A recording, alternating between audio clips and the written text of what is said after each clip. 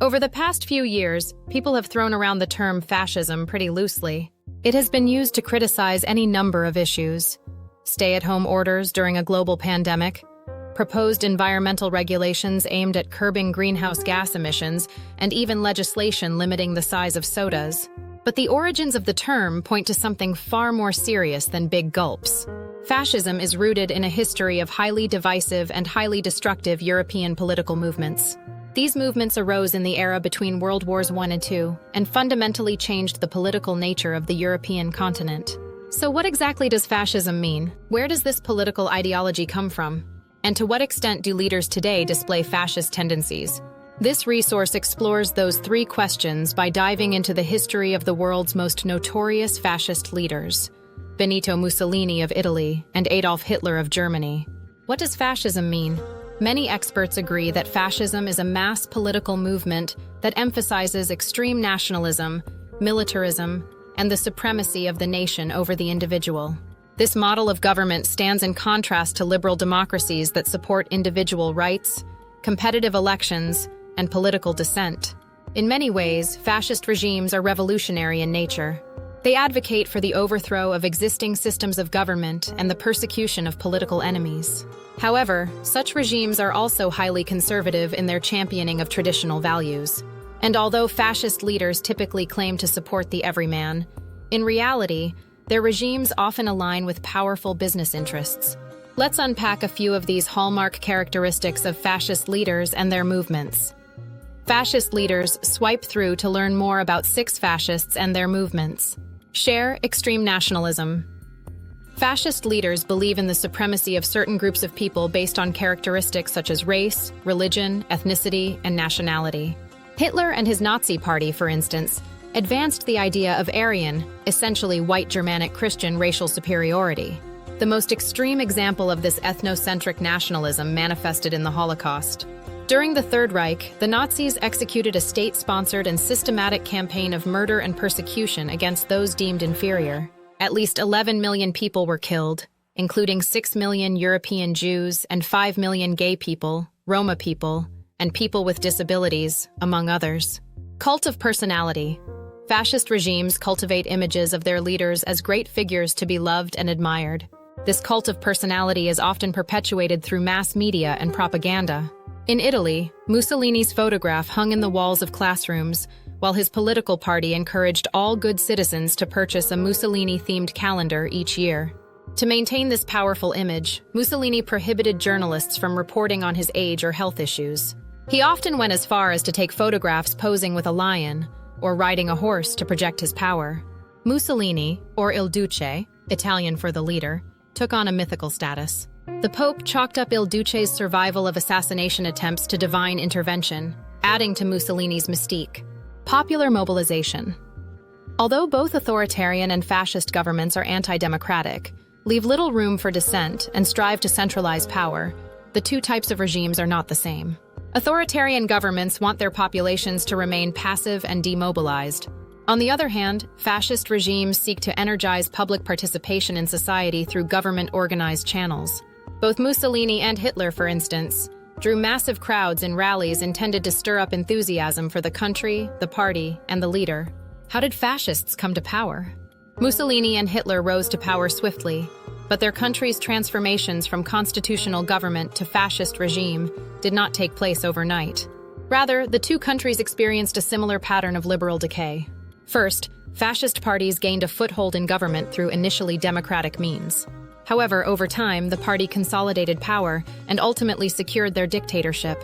In this section, we'll walk through the 5 stages of fascism, a framework coined by fascism scholar Robert Paxton. This framework illustrates the similar steps through which individuals like Mussolini and Hitler came to power. Share Stage 1. Emerging out of disillusionment. Mussolini and Hitler rose to prominence in the aftermath of World War I. The respective politicians capitalized on the political and economic fallout of the Great War by inflaming popular dissatisfaction with the country's leaders. Hitler pointed to the harsh and humiliating terms of the Treaty of Versailles as a means to drum up popular support. The treaty forced Germany to accept blame for World War I, give up 13% of its European territory and overseas colonies, limit the size of its army and navy, and pay reparations, financial damages, to the war's winners. In the aftermath of the Great War, Germany was left in economic despair, international embarrassment, and political instability. Hitler would gain followers by promising to tear up the Treaty of Versailles and restore the country's honor. Meanwhile, the economic crisis that followed World War I further eroded public confidence in the existing political establishment. In the immediate aftermath of the war, Germany suffered hyperinflation, a situation in which prices skyrocketed so quickly that German currency lost much of its value. Moreover, Italy experienced a 2-year period of mass strikes and factory occupations, with millions unemployed. Stage 2. Establishing legitimacy as a political party, fascist leaders capitalized on popular disillusionment to source their political power. Mussolini and Hitler created their own political parties to challenge the ruling establishment through the ballot box, and often, violence in the streets. In 1919, Mussolini created Italy's Fascist Party, which was unabashedly pro-Italian nationalism and anti-socialism. The group attracted fervent followers who organized armed militias known as the Squadra City, or black shirts per their uniforms. These fascist militants often skirmished with Italian socialists in the streets. Germany's Nazi Party, originally founded as the National Socialist German Workers' Party, also emerged in the aftermath of the war, in 1920. With many Germans shocked by the country's defeat in World War I, the Nazis pushed a narrative that argued Germany could have won the war if not for unrest at home. This myth falsely accused Jewish people and left-wing activists of undermining the country's war effort. The Nazis also blamed Germany's new democratic government for abandoning the conflict and accepting harsh peace terms from the Allied powers. Propelled by this vision, the Nazis went from winning 3% of the vote in the 1928 parliamentary elections to 44% in 1933. They were also supported by their own paramilitary group, known as the Sturmabteilung, or Brown Shirts. This militant army, like the Squadristi, clashed with the party's rivals. Stage 3. Gaining power via right-wing partnerships. Interwar Europe primarily featured two political groups, conservatives and socialists. A third option, fascists, would gain power by partnering with conservatives who advocated for traditional values, including nationalism and law and order. Conservatives recognized that fascists wanted to overthrow the political establishment. However, the two groups found common cause over their shared hatred and fear of socialists. Communist regimes were gaining influence across Europe after first coming to power in Russia in 1917, and were seen as an existential threat to conservative values. In Italy, conservatives combined forces with Mussolini's Fascist Party to form a governing majority in parliament following elections in 1921. Meanwhile, in Germany, the country's conservative leaders allied with the Nazis. Both conservative parties believed a fascist coalition would be a short-term compromise to prevent socialists from taking power. After the Nazis won the largest share of votes in 1932, the country's president appointed Hitler Chancellor of Germany. Even still, conservatives expected to control government affairs while taking advantage of Hitler's charisma. That expectation, of course, would turn out to be a miscalculation. Stage 4. Using power to dominate institutions. Upon rising to power, fascist parties attempted to consolidate political authority. Mussolini's Fascist Party won elections in 1921 as part of a coalition. The following year, the Italian king appointed Mussolini prime minister after a mass fascist demonstration known as the March on Rome. As the Fascist Party gained more power, many feared civil war if Mussolini were denied power. The fascists, however, did not seize absolute authority, as traditional institutions like the Catholic Church still retained a certain degree of independence. The Nazis, on the other hand, took total control over government and society. Hitler removed all non-Nazis from government shortly after becoming chancellor in 1933. He would go on to pass laws stripping Jews of citizenship and expelling anti-Nazi professors from universities. To further consolidate Nazi control, Hitler banned rival political parties and enabled himself to rule by decree, meaning he could single-handedly, and without oversight, create future laws. Germany became a one-party country.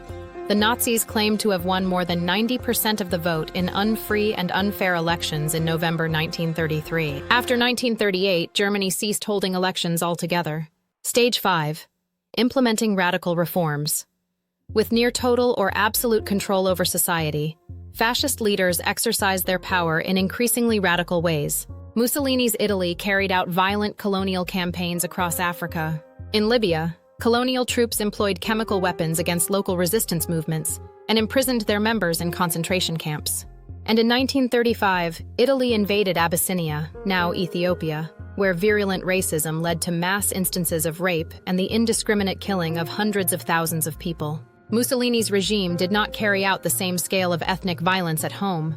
However, his government proclaimed white Christian Italians to be descendants of the Aryan race and banned Black and Jewish people from marrying them. Hitler's Nazi Germany remains the only example of full radicalization of a fascist movement.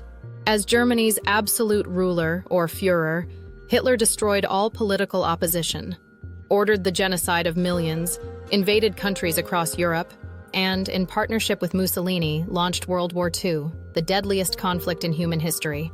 Even 75 years after Hitler's death, his rise to power and Germany's fall from democracy into fascism serve as frightening reminders. If racism and extremism are left to fester in politics, no liberal democracy is safe. Does fascism exist today? Most scholars understand fascism as a phenomenon that existed between World Wars I and II, with Mussolini and Hitler as its primary exponents. But that doesn't mean that the characteristics of fascism can never reappear.